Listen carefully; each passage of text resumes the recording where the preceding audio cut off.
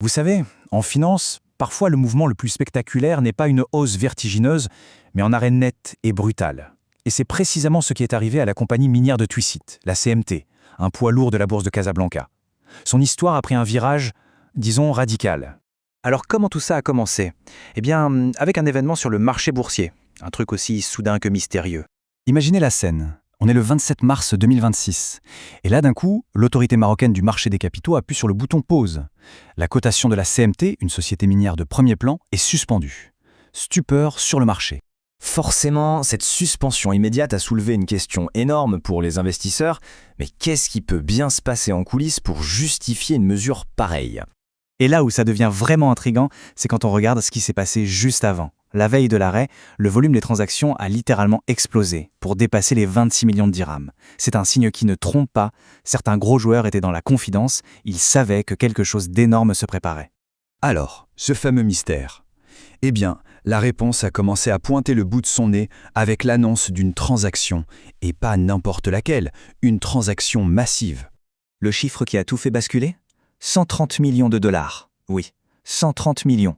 C'est le montant de l'accord qui a complètement rebattu les cartes pour l'entreprise. Et avec ces 130 millions de dollars, un nouvel acteur est entré en jeu. Un acteur de poids, Ayrad Group Limited, un opérateur minier des Émirats Arabes Unis. Et ils ne sont pas venus pour faire de la figuration, ils ont raflé 37,04% de la boîte. Mais pour bien saisir l'enjeu, il faut comprendre ce qu'est la CMT. Ce n'est pas juste une ligne sur un écran de trading.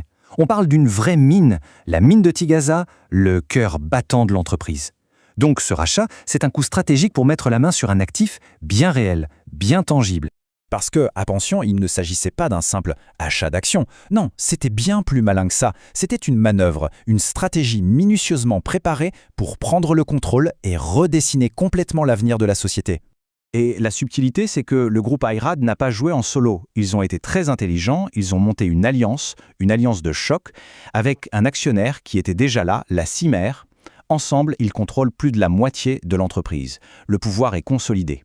Et cette prise de contrôle à deux, eh bien, ça déclenche automatiquement une sorte d'alerte sur le marché. Une règle du jeu qui s'appelle une offre publique d'achat obligatoire, une OPA.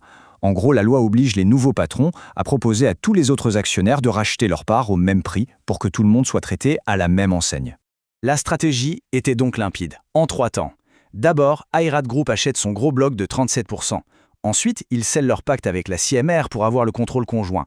Et enfin, comme leur part combinée dépasse le seuil légal, bingo, ça déclenche l'OPA. C'était un plan sans accroc. Mais le vrai coup de génie, il n'est pas seulement là. Ce qui est vraiment fascinant dans cette histoire, c'est que l'opération n'était pas juste un rachat. C'était la solution à des années de problèmes qui plombaient littéralement l'entreprise. Pendant des années, la CMT traînait des boulets énormes. Des litiges avec la douane, des conflits réglementaires, un vrai casse-tête. Et là, cet accord arrive et, méthodiquement, un par un, il règle tous ces problèmes. 47 millions de dollars sont injectés en cash et surtout, on fait disparaître les plus gros nuages noirs qui planaient au-dessus de la société. Donc il faut bien comprendre ça, ce n'était pas une simple acquisition. C'était une véritable opération de nettoyage. L'idée, c'était de faire table rase du passé, de balayer toute l'incertitude qui freinait la boîte depuis trop longtemps. Et une fois que le ménage a été fait, que les problèmes du passé ont été réglés, eh bien, le marché et les analystes ont enfin pu se reconcentrer sur l'essentiel, les excellentes performances de l'entreprise et son avenir qui s'annonçait soudain bien plus radieux. D'ailleurs, la réaction des analystes financiers ne s'est pas faire attendre. Elle a été super positive, soulignant un vrai retour de la confiance dans le potentiel de la société. Et cet optimisme, attention, ce n'était pas juste de belles paroles basées sur le changement de propriétaire. Non, il s'appuyait sur du solide, sur les performances opérationnelles excellentes de l'entreprise. Un exemple, le chiffre d'affaires de 2025. Il a fait un bond de 18% pour frôler les 690 millions de dirhams. Ça, c'est le signe d'une entreprise en pleine forme.